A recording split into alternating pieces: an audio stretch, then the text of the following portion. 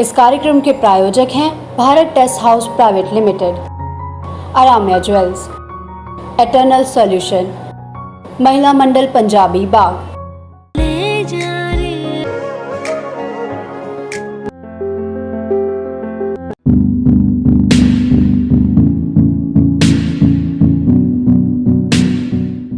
चलता रहूँगा पथ पर, चलने में माहिर बन जाऊँगा, या तो मंजिल मिल जाएगी या फिर मुसाफिर बन जाऊँगा। नमस्कार, आप देख रहे हैं MMPV आवाज़ का खास कार्यक्रम शख्सियत और मैं हूँ आपके साथ मानसी। और आज हमारे साथ संयोजक व्यवसायिक प्रकोष्ठ दिल्ली भाजपा के अध्यक्ष और ना जाने कितने सामाजिक, राजनीतिक, धार्मिक संस्थानों के अग्रणी नरेश कुमार एरन जी हैं। तो आइए बात करते हैं उनसे। सर, मैं अब आपके सफ़र के बारे में जानना चाहूँगी, जो अब तक का सफ़र रहा और आज आप जिस मुकाम पर हैं उसके बारे में जानना चाहूँगी। पहले तो बहुत बहुत धन्यवाद जी सर कि आपने आज मेरे इंटरव्यू के लिए मेरे पास आए, इसके लिए मैं आपका दिल की गहराइयों से धन्यवाद करता हूँ।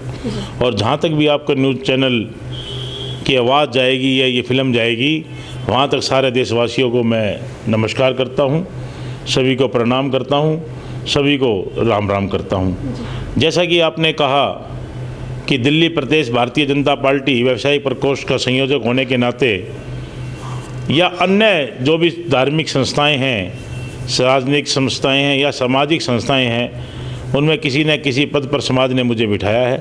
तो मैं इस पूरे समाज का, जिसमें मैंने जन्म लिया उस समाज का भी, और मेरे आसपास जहाँ मैं बड़ा हुआ, जहाँ मैं पला, जहाँ मैं बड़ा हुआ उस समाज का भी, और उसके बाद भारतीय जनता पार्टी का दिल की गहराइयों से धन्यवाद करता हूँ कि उन्होंने मुझे इस लायक समझा और मुझे दिल्ली प्रदेश का व्यवसायिक प्रकोष्ठ का संयोजक बनाया।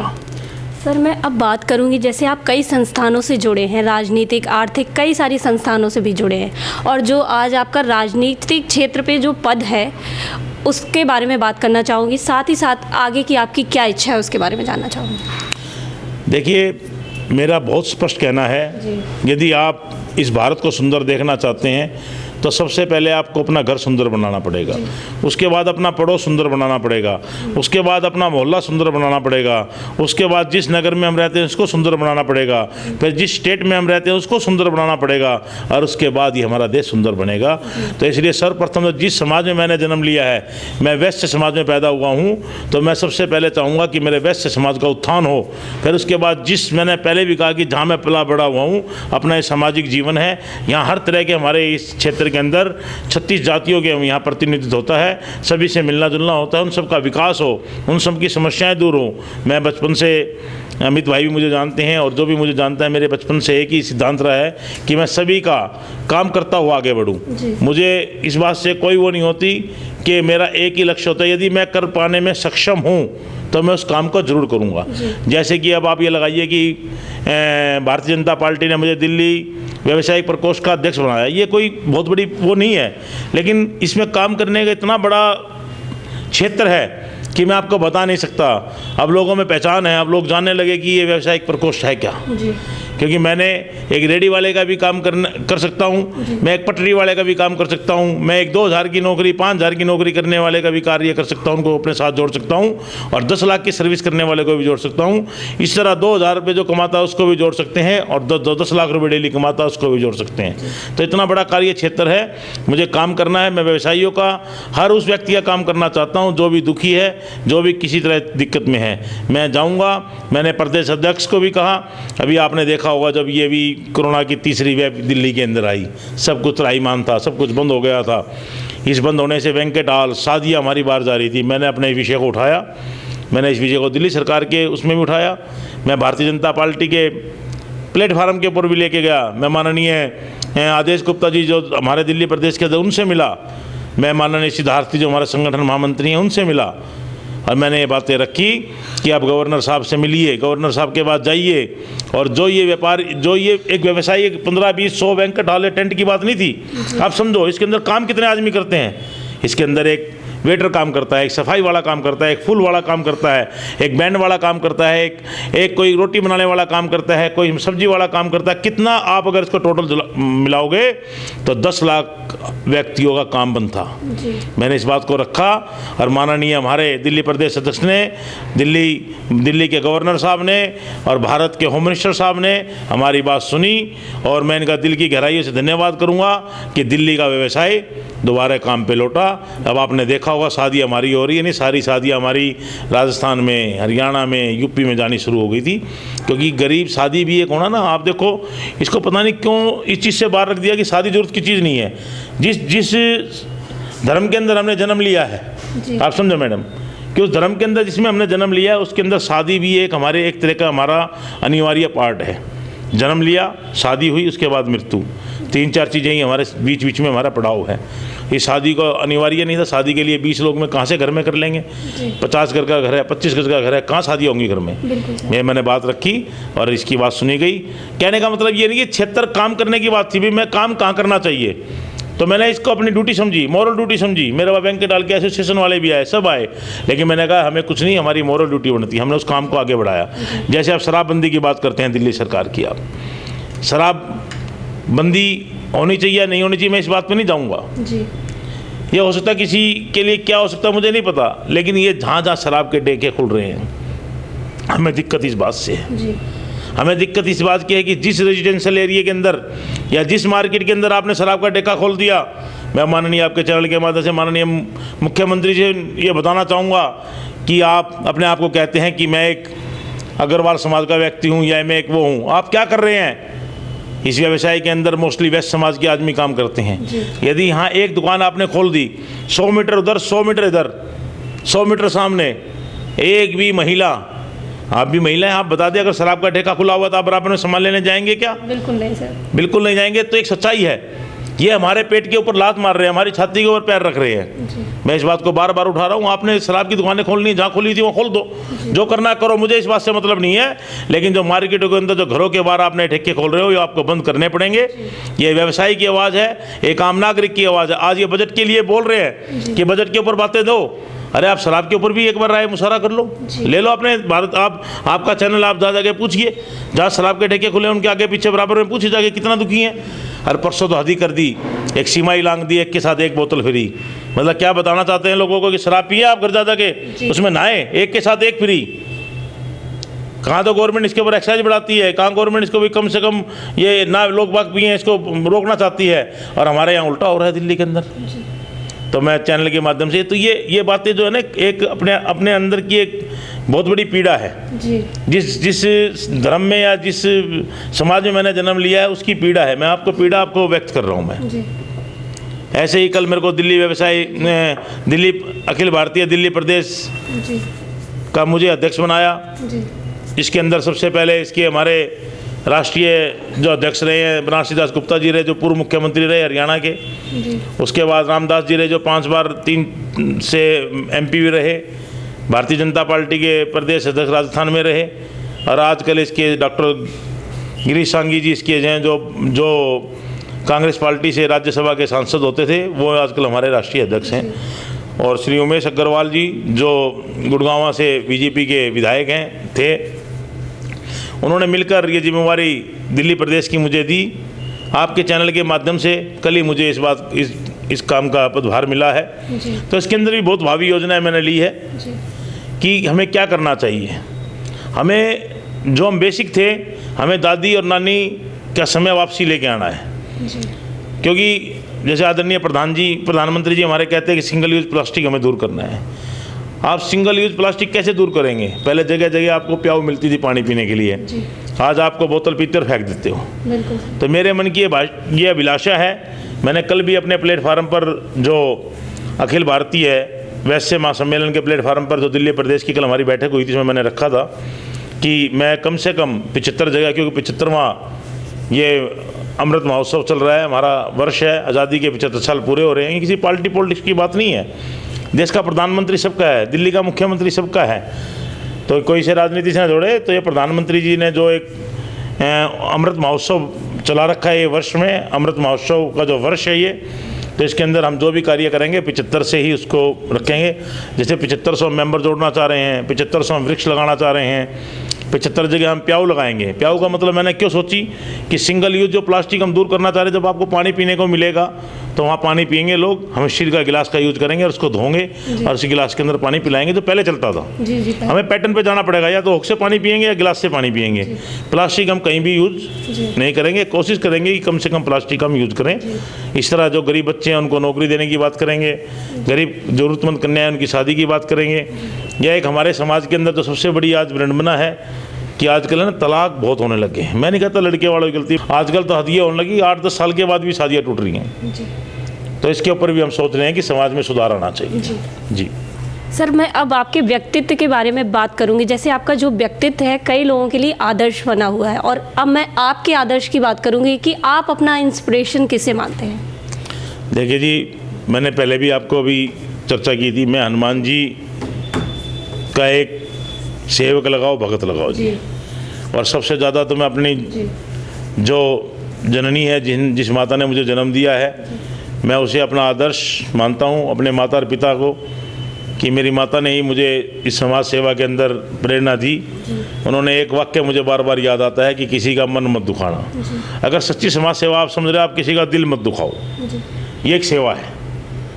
आपसे कोई बात करना चाहता है, आपके पास कोई आया है, हर एक जरूरतमंद आदमी आता है, उसको आप काम संसार में कोई सबका नहीं कर सकता। भगवान एक ऐसी चीज़ है जो सबका काम कर सकते हैं। मैं सबका काम नहीं कर सकता, लेकिन अगर आप उनको मीठे वजन बात करेंगे, मीठी बातें करेंगे, और जो मेरे में क्षमता है, मेरी मदर ने मुझे एक बात समझाई थी, मेरी माँ ने, कि जो तू कर सकता हो काम कर दो। और उसी की आज दया से, नहीं बहुत सिंपल परिवार से हूँ मैं, एक साधारण से परिवार में पैदा हुआ। हम नांगली में, मैं पुराने हरियाणा के रहने वाले हैं। मेरा मतलब पिछले 50 साल 60 साल से हम दिल्ली में रहते हैं।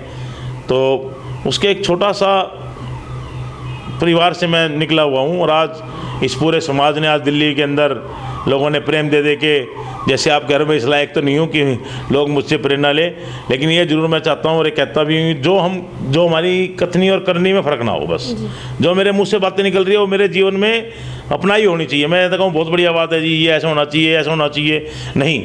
वो जो मेरे मुँह से बात निकल रही है वो मेरी कथनी और करनी में, मेरे जीवन का आचरण भी वैसा ही होना चाहिए। मैं कहता हूँ शराब बंद होनी चाहिए, मैं रोज़ शराब पीऊँ, तो ये अच्छी बात नहीं है। जो पब्लिकली बात करते हैं वो पब्लिकली अपने ऊपर अपनाना भी चाहिए। मैं हनुमान जी को मानता हूँ जी, मुझे अभी कहो हनुमान जी का काम है, मैं अभी चल पड़ूँगा आपके साथ उठ के, सारा काम छोड़ के।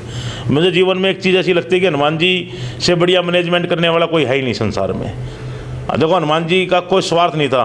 राम जी ने जब बहाना बनाया, कोई, राम जी तो अपने आप में संपन्न थे, लेकिन हनुमान जी ने बिना किसी अपनी आवश्यकता के सब कार्य किए। तो हम तो, हमारे तो प्रेरणा स्रोत, हमारे जीवन के रचयिता, हमारे जीवन का वो है। हम इन जैसे तो नहीं बन सकते, इनके चरणों की धूल के जैसे भी नहीं बन सकते, लेकिन ये चाहते हैं कि जो इनका वो था कि मन से काम करो। राम कोई अयोध्या जी में पैदा हुए राम वो ही नहीं है, जो घट घट में बसे वो भी राम है। जो हमारे अंदर राम है वो भी राम है। राम के जन्म से पहले के राम थे। ये जो मांगते हैं ना, राम रामायण में लिख रखा है, कुछ नहीं है। राम तो पहले से ही है। राम एक नारायण का नाम है, जो ये पूरे संसार को चलाने वाले हैं, उनका नाम राम है। राम बहुत सुंदर नाम है, राम। तो ये भगवान राम को चाहने वाले थे, उनसे पहले ही राम राम करते हुए थे। तो कह रहे राम का नाम रखा गुरु वशिष्ठ ने रखा, नहीं, मैं तो कह रहा हूँ राम का नाम मेरे प्रभु हनुमान जी ने रखा, क्योंकि इनके मन में राम थे, तन में राम थे। तो उन्होंने राम से पहले ही अयोध्या जी पहुँच गए थे। राम के जन्म से पहले ही तो राम का नाम देने वाले हनुमान जी हैं। तो ऐसे भक्त जिनके स्वामी भी संसार में नहीं आए, उससे पहले उनकी पूजा करनी शुरू कर दी। तो ऐसा व्यक्तित्व होना चाहिए जो कि निस्वार्थ भाव से समाज की सेवा करें। इन्हीं कामों में मैं चलना चाहता हूँ, इन्हीं कामों में आगे बढ़ना चाहता हूँ। मेरे अंदर बहुत ज़्यादा मैं छपलकट की बात नहीं कर सकता, सब भी जानते हैं। मुंह पे कहने वाला व्यक्तित्व हूँ मैं, इसलिए हो सकता है आज बहुत पीछे हूँ, हो सकता है इससे 100 गुना आगे होता है। मेरे पास नहीं है जी। मैं अगर कोई गलत बात है तो मुंह पे कहता हूँ जी अगले के, भाई मुझे अच्छी नहीं लग रही है, देख लो आप, ये बात है जी, ये मेरा व्यक्तित्व है। सर, मैं अब बात करूंगी, जैसे जो आपका जीवन रहा उसमें काफ़ी उतार चढ़ाव आए और काफ़ी संघर्ष से भरा रहा, और अपने जीवन को देखते हुए लोग कुछ ना कुछ अनुभव लेते हैं, तो आप लोगों को क्या शिक्षा देंगे कि वो कैसे सही और गलत रास्ते को चुनें? देखिए, ये विषय, उतार चढ़ाव वाला विषय संसार में कोई ऐसी चीज़ नहीं है। भगवान से ही प्रेरणा ले लो ना जी। देखो, हम दो भगवान को ज़्यादा जानते हैं, भगवान राम को और भगवान कृष्ण को। बाकी बहुत देवी देवता हैं हमारे, जिनके बारे में शंकर भगवान जी हैं, बहुत चीज़ें हैं, लेकिन उनका जीवन देखो ना, जब संपूर्ण कला, कृष्ण भगवान संपूर्ण कला लेके 16 की 16 कला में पैदा हुए। इस ये जो भौतिक संसार है ना, इसके अंदर उतार चढ़ाव का जीवन में तो एक पड़ाव है ही। आप ये समझ लो, मोदी जी कहाँ थे, कैसे थे, आज मोदी जी देश के प्रधानमंत्री हैं। आप उतार चढ़ाव तो इनकी जीवन से देखो, मुख्यमंत्री रहे, मुख्यमंत्री सीधे प्रधानमंत्री बन गए। उससे पहले क्या क्या इन्होंने संघर्ष नहीं किया, कभी हरियाणा में, कभी दिल्ली में, कभी पंजाब में, कितना इनका व्यक्तित्व रहा। तो ये उतार चढ़ाव तो एक संघर्ष की बात है, लेकिन मैं तो कहता हूँ हनुमान जी की बड़ी कृपा रही है। एक बात मैं ज़रूर आपके चैनल के माध्यम से सभी को कहूँगा कि जितना समय मिले आपको सामाजिक जरूर होना चाहिए, क्योंकि यदि आपके अंदर कोई टेंशन आएगी तो ये समाज ही जो है ना जी, आपकी टेंशन को दूर कर सकता है। एक सच्चे मित्र का सहारा अपने परिवार से भी ज़्यादा है। तो मित्र भी आपके होने चाहिए, परिवार भी होने चाहिए, परिवार को ही पालो। उतार चढ़ाव जीवन में आएगा, लेकिन उसके हंसते हुए एक मोटिव होना चाहिए, एक उद्देश्य होना चाहिए कि मेरा उद्देश्य ये है कि मैं संसार में आया। मेरी माँ ने मुझे सिखाया किसी का दिल नहीं दुखाना।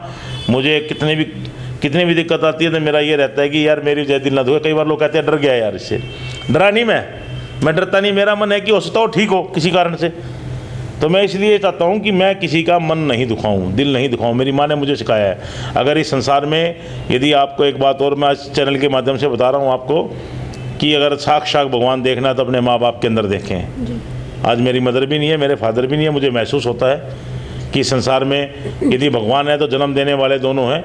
यदि इनकी सच्चे मन से जो बच्चा, मैं कह रहा हूँ, अगर सेवा कर लेगा, अगर आज मैं इस मुकाम पे हूँ तो इनका इतना बड़ा योगदान, इनका सिर पर जो आशीर्वाद मिलता था वही आशीर्वाद आज काम कर रहा है।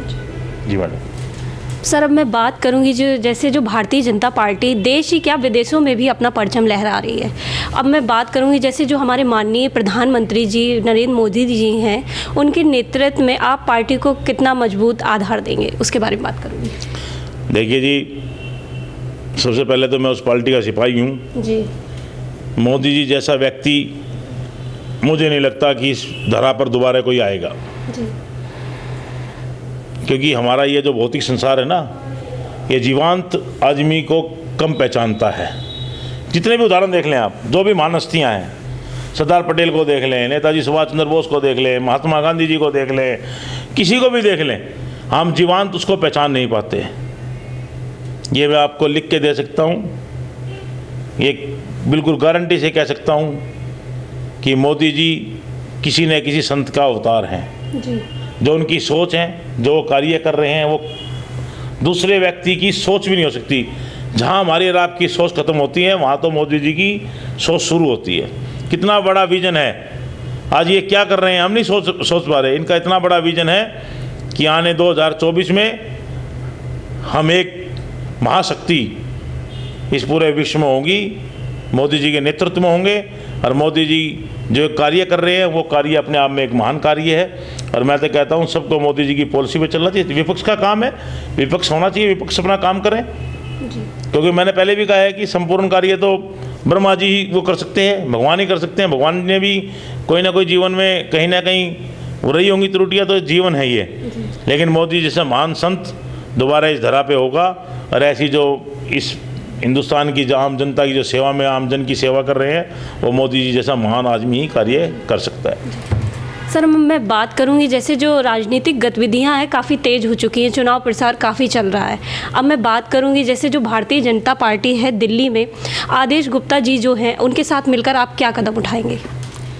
मैं आदेश गुप्ता जी से मेरी कई बार चर्चा होती हैं, मैं बात भी करता हूँ।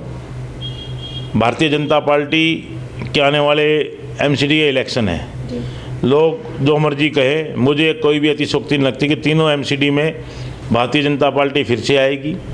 अमित शाह जी का जो विज़न है, उस विज़न को श्री जो हमारे प्रदेश अध्यक्ष हैं आदेश गुप्ता जी, उनके नेतृत्व में हम तीनों एमसीडी जीतेंगे। और जो भी मेरी ड्यूटी आदेश गुप्ता जी या भारतीय जनता पार्टी लगाएगी, मैं उस कार्य को करूँगा। और इस कार्य को हम कर भी रहे हैं। इसके अंतर्गत हमने अभी एक बहुत बड़ी सभा किराड़ी में की, जिसमें हमने माननीय आदेश गुप्ता जी को बुलाया और कार्य करेंगे। मेरा उद्देश्य ये होगा कि जो व्यवसाय, जो वैश्य समाज कहीं बीजेपी से हल्की सी दूरी हो गई थी, उसको वापसी आदेश गुप्ता जी के नेतृत्व में हम जोड़े ताकि दिल्ली को हम फिर से मजबूत बनाएं। जो एक वैश्य समाज परंपरागत वोटर भारतीय जनता पार्टी का रहता था, उसको दोबारा वापसी मुख्य धारा में लेके आकर और भारतीय जनता पार्टी के साथ जोड़ना है। इस उद्देश्य के साथ हम काम कर रहे हैं। सर, अब मैं बात करूंगी जैसे जो एमसीडी चुनाव चल रहे हैं उसमें आपकी सीधी टक्कर कांग्रेस पार्टी और आप पार्टी से है, तो आप अपना कॉम्पिटिटर किसे मानते हैं इन दोनों पार्टियों में?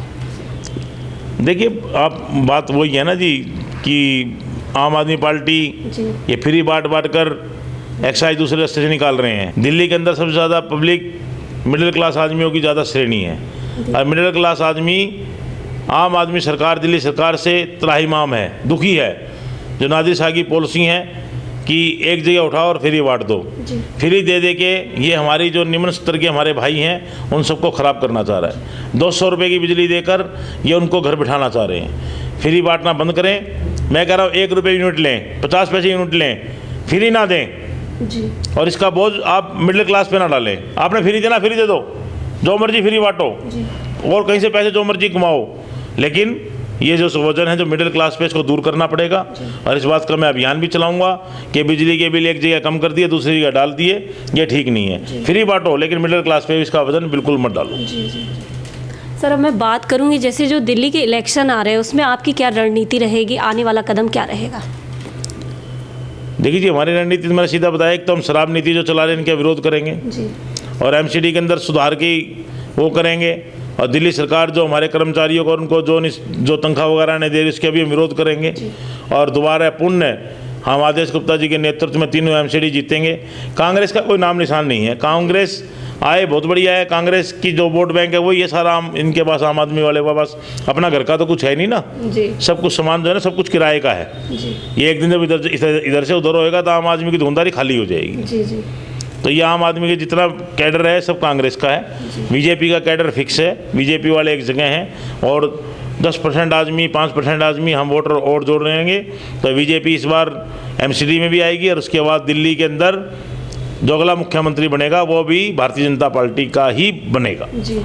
सर, मैं बात करूंगी जैसे आखिर में चलते हुए आपसे एक संदेश चाहूँगी दिल्ली वासियों के लिए और साथ ही साथ आम जनता के लिए। मैं ये कहूँगा,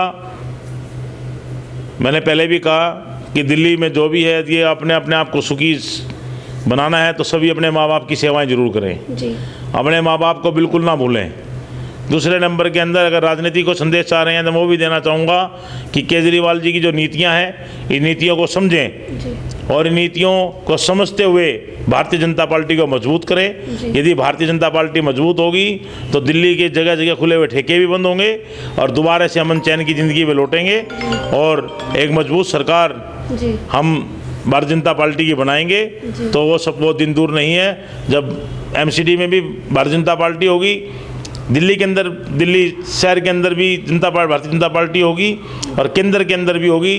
तो जब हर जगह हमारे मोदी जी कहते हैं डबल इंजन की सरकार, यदि हमने 3 इंजन की सरकार ये बना दी तो दिल्ली का विकास इतना बड़ा विकास होगा कि आपको पेरिस जाने की जरूरत नहीं होगी, आपको लंदन जाने की जरूरत नहीं होगी। आप दिल्ली को ही देख के कहेंगे वाह हमारी दिल्ली है। तो दिल्ली को स्वच्छ बनाएं, साफ बनाएं, सुंदर बनाएं और सबसे पहले अपने आसपास के माहौल को सुंदर और साफ सुथरा बनाएं। और मोदी जी के स्वच्छ भारत की बात करें या 75वें अमृत महोत्सव की बात करें, इसमें साथ दें और हरी भरी दिल्ली बनाएं, सुंदर बनाएं, स्वस्थ बनाएं। जय हिंद, जय भारत, धन्यवाद। Thank you so much sir. आप देख रहे थे हमारा खास कार्यक्रम शख्सियत। बने रहिए MMPV आवाज़ के साथ।